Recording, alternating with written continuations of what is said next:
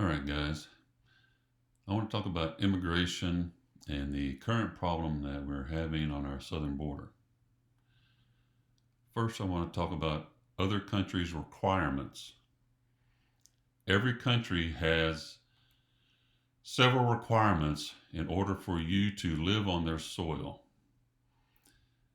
Example is Russia requires you to speak Russian fluently, plus have a skill that they need in order to fill out the application and be admitted.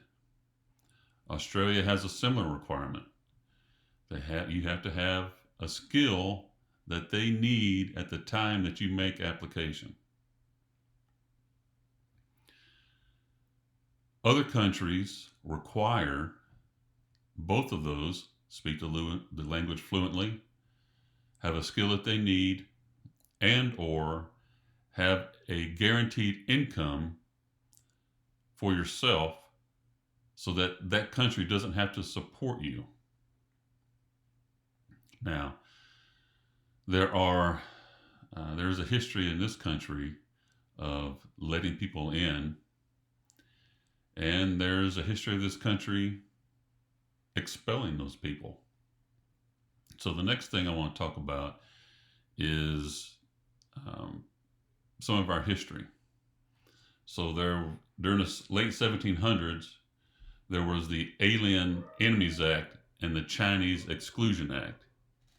So in the late 1700s, the government chose to make an example out of the Irish and the Chinese. So tell me that's not racial profiling. Uh, and they removed these people at will. The cases that these people used to fight the U.S. government was Fong Ting versus U.S. and Yamataya versus Fisher.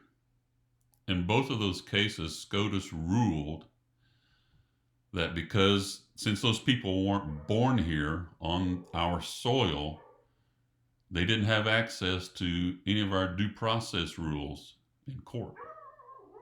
So they were kicked out. Later, in the 50s, we had what was called Operation Wetback. Now, there are three phases of that.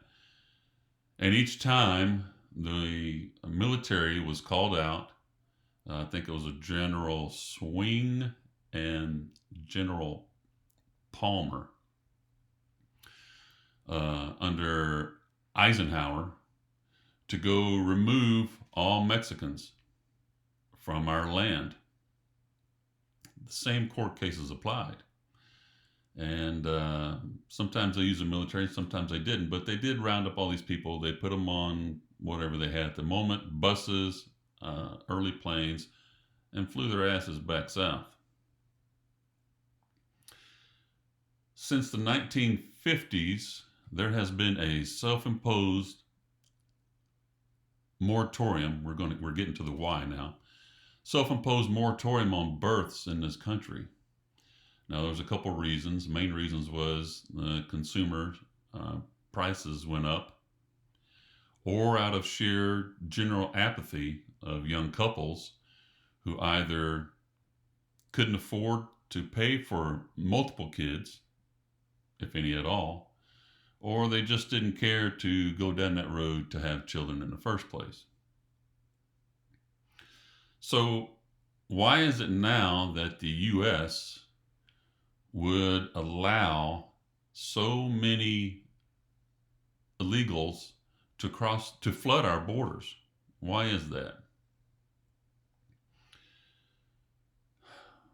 Those court cases back in the 1700s, and they were used in the 50s, were reaffirmation of our sovereignty. What has happened is the Act of 1871 created a corporation, which is the 10 square miles, called Washington, D.C., that needed the birth certificate bonds to operate their business.